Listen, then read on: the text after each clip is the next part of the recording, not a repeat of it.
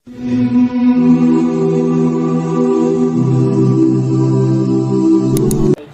मिर्जा जी हदीस नंबर 2 लेके आए। तर्जुमा से हदीस हसन बसरी ताबी रहमतुल्लाह का बयान है कि जब सैयदना हसन बिन अली रदी अल्लाह तआला अन्हु सैयदना माविया रदी अल्लाह तआला अन्हु के खिलाफ लड़ने के लिए लश्कर लेकर निकले तो सैयदना अमर बिन आस ने सैयदना माविया रदी अल्लाह तआला अन्हु से कहा कि मैं अपने मद्दे मुकाबिल ऐसा लश्कर देखता हूँ जो उस वक्त तक वापस ना जाएगा जब तक अपने मुखालिफिन को भगा ना ले।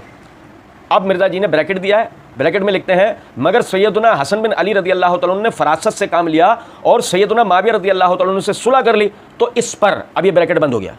अब आगे मिर्जा जी कहते हैं हसन बसरी ताबी रहमतुल्लाह ने कहा कि मैंने सैयदना अबू बकरा रदी अल्लाह तआला अन्हु से सुना है कि नबी अकरम सल्लल्लाहु अलैहि वसल्लम खुतबा दे रहे थे कि वहाँ सैयदना हसन बिन अली रदी अल्लाह तआला अन्हु आए तो नबी अलैहिस्सलाम ने फरमाया मेरा ये बेटा सरदार है और उम्मीद है कि अल्लाह जल्ला जलालहू इसके ज़रिए मुसलमानों की दो जमातों के दरमियान सुलह करा देगा। सही बुखारी हदीस नंबर 7109। अच्छा मैं आपको बताऊँ, एक समझेगा ज़रा बात ना, मिर्जा जी ने मसला नंबर 157 पार्ट 2 के अंदर एक जगह यह बात कही है, वो खुद लानत के मुस्तहिक हो रहे हैं, हक छुपा के आधी बात कर रहे हैं।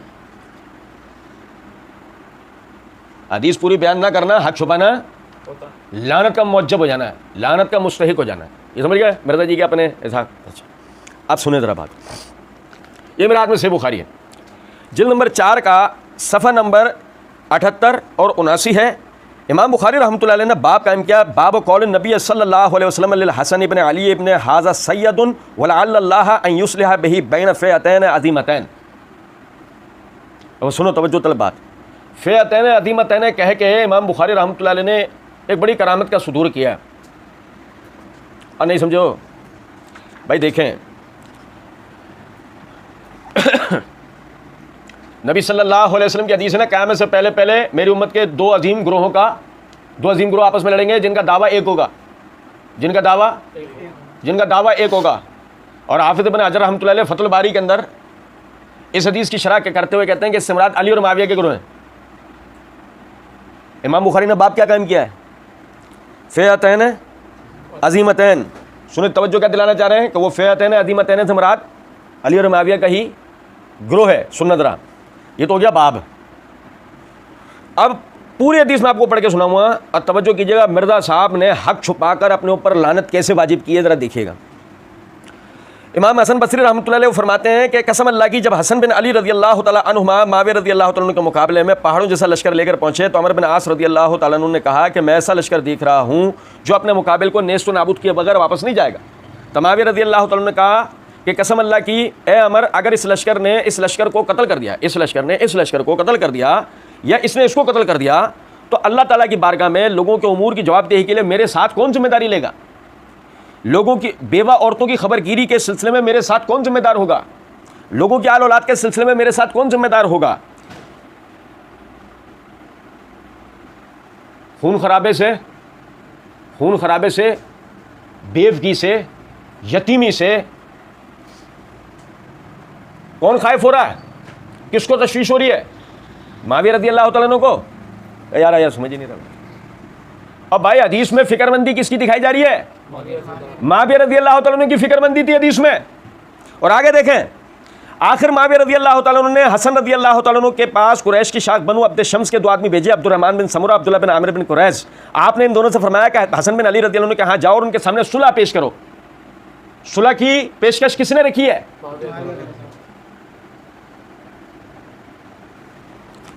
सही बुखारी। समझे हो या नहीं बात को?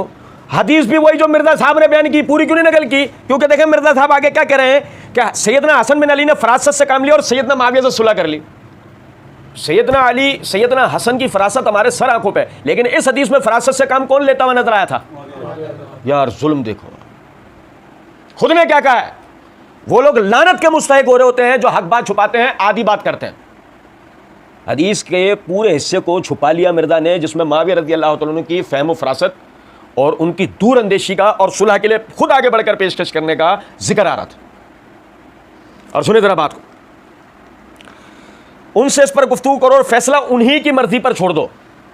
यह है हसन रज़ी अल्लाह तआला अन्हु की, माविया रज़ी अल्लाह तआला अन्हु की नज़र में फजीलत, मनकबत और दर्जे की बुलंदी। क्या कहा? मामला उनके सामने रखो और फैसला उनकी मर्जी पर छोड़ दो। चुनाचे लोग आए और आप रदी अल्लाह तआला अन्हु से गुफ्तगू की और फैसला आप ही की मर्जी पर छोड़ दिया। सैयदना हसन बिन अली रदी अल्लाह तआला अन्हु ने फरमाया, हम बनु अब्दुल मुत्तलिब की औलाद है और हमको खिलाफत की वजह से रुपया पैसा खर्च करने की आदत हो गई है और हमारे साथ ये लोग खून खराबा करने में ताक हैं, बगैर रुपया दिए मानने वाले नहीं हैं। वो कहने लगे कि जाओ माविया रदी अल्लाह तआला, वो कहने लगे माविया रदी अल्लाह तआला अन्हु आपको इतना इतना रुपया देने पर राजी हैं और आपसे सुलह चाहते हैं, फैसला आपकी मर्जी पर छोड़ा है और आपसे पूछा है। तो हसन रदी अल्लाह तआला ने फरमाया कि इसकी जिम्मेदारी कौन लेगा? उन दोनों कासिदों ने कहा हम इसकी जिम्मेदार हैं। तो हसन रज़ी अल्लाह तआला ने जिस चीज़ के मुतालिक भी पूछा तो उन्होंने ये कहा हम इसके जिम्मेदार हैं। आखिर आपने सुलह कर ली। फिर फरमाया कि मैंने हज़रत अबू बकर रज़ी अल्लाह तआला से सुना, वो बयान करते थे कि मैंने रसूलुल्लाह सल्लल्लाहु अलैहि वसल्लम को मिंबर पर यह फरमाते सुना है कि हसन बिन अली रज़ी अल्लाह तआला अन्हुमा हज़रत सल्लल्लाहु अलैहि वसल्लम के बराबर में थे। आप कभी लोगों की तरफ मुतवज्जह होते और कभी हसन रज़ी अल्लाह तआला की तरफ होते और फरमाते कि मेरा बेटा सरदार है और अल्लाह रब्बुल इज़्ज़त इसके ज़रिए मुसलमानों के दो अजीम ग्रोह में सुलह कराएगा। बीच का पूरा हिस्सा मिर्जा साहब ने निकाल दिया। हसन रज़ी अल्लाह तआला की फ़हम फरासत हमारे सर आंखों पे, मगर यहां फ़हम फरासत असल में किसकी थी? हदीस में किसकी साबित हो रही थी? मुआविया रज़ी अल्लाह तआला। और सुलह की पेशकश आगे बढ़ के किसने की थी? मुआविया रज़ी अल्लाह तआला ने। आप अंदाजा करें जरा, मिर्जा साहब ने मां का दूध समझ के ना उसको हजम कर लिया सारे के सारे। और सुने, कहते हैं कि नोट, अल्हम्दुलिल्लाह नबी सल्लल्लाहु अलैहि वसल्लम ने दोनों जमातों को मुसलमान फरमाया। अल्हम्दुलिल्लाह नबी सल्लल्लाहु अलैहि वसल्लम ने दोनों जमातों को मुसलमान फरमाया। सैयदना हसन रज़ी अल्लाह तआला ने अजीम कुर्बानी दी, इंतहाई मादरत के साथ। क्या कुर्बानी दी भाई? सुने, कुर्बानी क्या दी समझे जरा। आगे बढ़कर सुलह की पेशकश करने वाले कौन है? मुआविया रज़ी अल्लाह तआला। फैसला मर्जी पर छोड़ने वाले कौन है? तो इंतहाई मादरत के साथ यहाँ असल में कुर्बानी देने वाले कौन थे? लेकिन हाँ, उन्होंने भी कुर्बानी दी। हसन रज़ी अल्लाह तआला ने खिलाफत मुआविया रज़ी अल्लाह तआला के हाथ पर तफवीज़ कर दी। लेकिन खुदा ना खास्ता ये ऐसा तासुर इसके ऊपर नहीं आएगा कि कोई कुर्बानियाँ दी जा रही हैं, क्योंकि खुदा ना खास्ता वो कुर्सी या मनसब के लालची या हरीस नहीं थे। बात समझ रहे हैं? तो इसलिए कोई कुर्बानी की बहस यहाँ पर आएगी। और सुने, सैयदना हसन रज़ी अल्लाह तआला ने अजीम कुर्बानी दी और सैयदना मुआविया रज़ी अल्लाह तआला से सुलह फरमाकर उनकी बेअत कर ली। यूं बाहिमी खाना जंगी खत्म हुई। अब कोई बदबख्ती सैयदना मुआविया रज़ी अल्लाह तआला को गाली देगा, कोई बदबख्ती सैयदना मुआविया रज़ी अल्लाह तआला को गाली देगा। हाँ, मगर इबरत के लिए एहतराम के साथ सैयदना मुआविया रज़ी अल्लाह की इज्तिहादी गलतियों का बयान करना जायज़ है।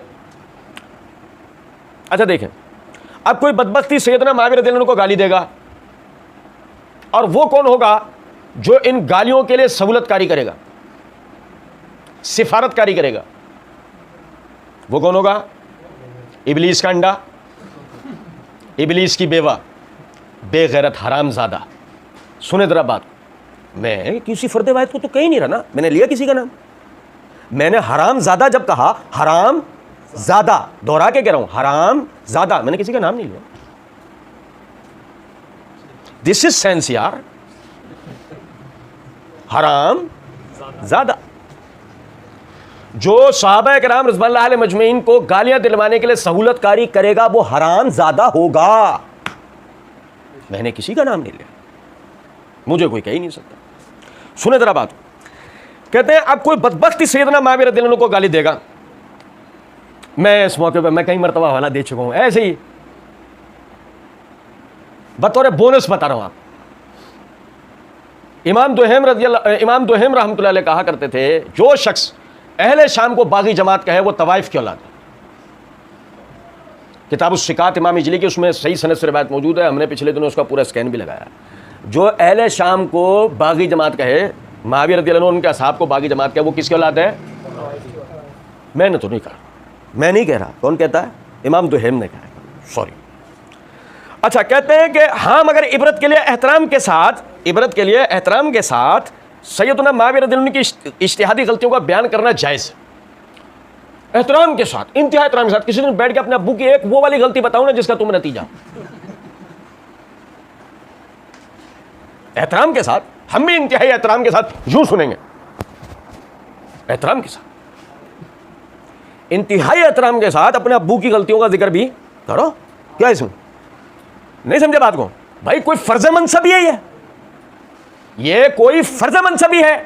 कोई आदमी हमारे सामने बैठकर इसका कोई इस्लाही नतीजा बता दे, हम भी इस पर बात करने को तैयार हैं कि सहाबा-ए-किराम रिज़वानुल्लाह अलैहिम अजमईन की गलतियों का बयान करने से कोई इस्लाह का मामला बन सकता है।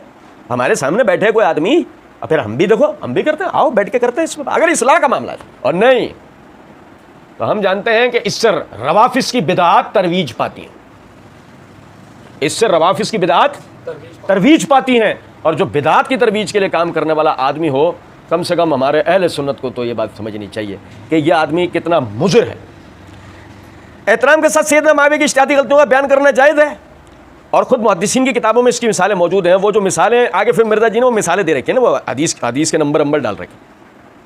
हम इंतहाई बसीरत के साथ ये बात कर रहे हैं कि ये जितने हवाले हैं, ये सब हवाले अल्लाह ताला के फज़ल व करम से मसला नंबर 157 में मिर्ज़ा जी ने दोहराए और हमने उन सब के जवाब दिए, उन सब की हकीकी पोजीशन वादे की है। और उसके बाद भी किसी भाई को इनमें से किसी हवाले के लिए ऐसा लगे ना कि हमने इसका जवाब नहीं दिया है, हमारी जिम्मेदारी, हम फिर उसका जवाब देंगे इंशाल्लाह। और सुने जरा बात को, ये जो एहतराम के साथ मिर्ज़ा जी कह रहे थे ना कि बयान करना जायज़ है। अच्छा अब सुनिएगा जरा बात को ना, मसला नंबर 157 पार्ट 2 के अंदर मिर्ज़ा जी एक जगह पर ही बात कहते हैं कि हज़रत मुआविया रज़ियल्लाहु तआला अन्हु की गलतियों को हम गलतियाँ नहीं कहेंगे तो हम हक और बातिल, गलत और सही के मेयार को ख़तरे में डाल देंगे। अब आई समझ में बात कि गलतियों का बयान करना क्यों है, हक और बातिल और गलत और सही के मेयार। हमने इसके ऊपर एक पूरा क्लिप अपलोड किया।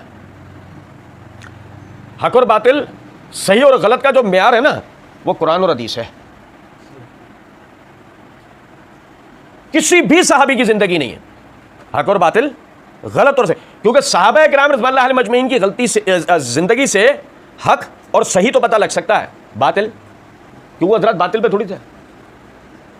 अब मेरी बात समझ रहे नहीं, हक और बातिल की वजाहत कहाँ से मिलती है, किताब और सुन्नत से। मिर्ज़ा जी ने कहा कि हम मुआविया रज़ियल्लाहु अन्हु की गलतियों को गलतियाँ नहीं कहेंगे तो हम हक और बातिल और सही और गलत के मेयार को खतरे में डाल देंगे। और हमने वहाँ बताया तो ज़रा वो खतरे का जिक्र करो, वो खतरा क्या था। अच्छा बहरहाल फिर उसके बाद मिर्ज़ा जी ने पार्ट 2 के अंदर ही दूसरी जगह पर बात कही, सैयदना मुआविया रज़ियल्लाहु अन्हु की गलतियों का जिक्र करते हुए एक जगह पे कहा, मुझे तो तरस आता है इनके आमाल जब देखता हूं, मुझे तो तरस आता है जब मैं इनके आमाल देखता हूं तो मैं कहता हूं अल्लाह ताला ही माफ करे यार, दुआ ही कर सकते हैं, दुआओं से नहीं मरवा सकते। मैंने वहां भी जवाब दिया था और तवज्जो दिलाई थी, ऐसे ही आज फिर तवज्जो दिलाऊंगा। मिर्ज़ा साहब और उनके हवारी, वो भी जो अब तक मुनाफिक हुए नहीं हैं और वो भी जो मुनाफिक हो चुके हैं, सबको मैं मुखातिब करके बात कहूँगा, आप सीधा सा ये कहो कि मुआविया रज़ियल्लाहु तआला अन्हु को सहाबी नहीं मानते, बात ख़त्म। फिर उस तरीके से बात होगी। और अगर आप सहाबी मानते हैं तो सहाबी होने के एतबार से उनके अमाल और आपके अमाल की किसी तरह की बराबरी है कि अदना से अदना सहाबी भी, क्या हदीस में अल्फाज है कि अदना से अदना सहाबी भी एक मुट्ठी जौ अल्लाह के रास्ते में खर्च करे और आम आदमी ओहद पहाड़ के बराबर सोना अल्लाह के रास्ते में खर्च कर ले, उस सहाबी के मकाम को पहुंच सकता, उसके अमल को नहीं पहुंच सकता। और आपका यह गुरु घंटाल, ये जहलमी राधा मिर्ज़ा इंजीनियर कह रहा है कि मुझे तो तरस आता है उनके अमाल जब देखता हूं तो मैं कहता हूं अल्लाह ताला ही माफ़ करे यार, अल्लाह ताला ही माफ़ करे यार, दुआ ही कर सकते हैं। अब कोई पूछो हाजी साहब तुम्हारे अमाल तुम्हें मतलब अंदाज़ा करें, एक इबलीस अजान सुन के भाग जाता है, एक मिर्ज़ा मस्जिद देख के भाग जाता है। मस्जिद में जुम्मा ईद के तो ये आदमी नहीं है। सुने जरा बात को, इन्हें कुर्बानी ज़कात कुर्बानी का मामला करते हैं, हज करते तो देखा नहीं किसी ने। ये हज करेंगे भी कैसे, ये घर से बाहर निकलेंगे इधर ले जाएंगे। इन्हें तो इस बात का डर है कि मैं ये मुल्ला की दौड़ मस्जिद तक वाली मिसाल किस पर फिट हुई है कि मिर्ज़ा की दौड़ अकेडमी तक, समझे। इनको पता मैं यहाँ से बाहर निकला मेरे को धर लेंगे, बोले आ मेरा बेटा मेरा लाल बैठ, अब बैठ तू इधर, समझ रहे बात का नहीं। एक हाथ में पानी का गिलास, दूसरे हाथ में एक कप चाय देंगे, पीते जाओ और अब बताते जाओ क्या कह रहे हो तुम, नहीं समझ रहे। चलो फिर उसके बाद सुने, कहते हैं मसला नंबर 157 पार्ट 1 के अंदर एक जगह पर कहते हैं, आप ये समझते हैं कि हादी और महदी दुआ कबूल हुई है। नबी सल्लल्लाहु अलैहि वसल्लम ने मुआविया रज़ियल्लाहु तआला अन्हु के लिए दुआ की थी ना कि अल्लाह इसको हादी बना है, इसके ज़रिए लोगों को हिदायत दे। तब मिर्ज़ा जी कहते हैं कि आप ये समझते हैं कि हादी और महदी वाली दुआ कबूल हुई है और ये करेक्टर है, तो आप फिर खुद फैसला कर लीजिए, या तो आप कह दें दुआ कबूल नहीं हुई या कह दें आपके भाई हदीस ही जाली है। मिर्जा जी ने हमें दो रास्ते दिए हैं, या तो कहते हैं दुआ कबूल नहीं हुई, या कहें कि हदीस जाली है। हमने वहाँ इसका बड़ा ज़बरदस्त जवाब दिया था, लेकिन फिर एकदम तवज्जो दिला रहे हैं ना, हदीस जाली है और दुआ भी कबूल हुई है, और वो भी हदीस बिल्कुल सही है। मेरे बाद 30 दज्जाल आएंगे, वो हदीस भी बिल्कुल सही है। समझ रहे हैं बात को या नहीं?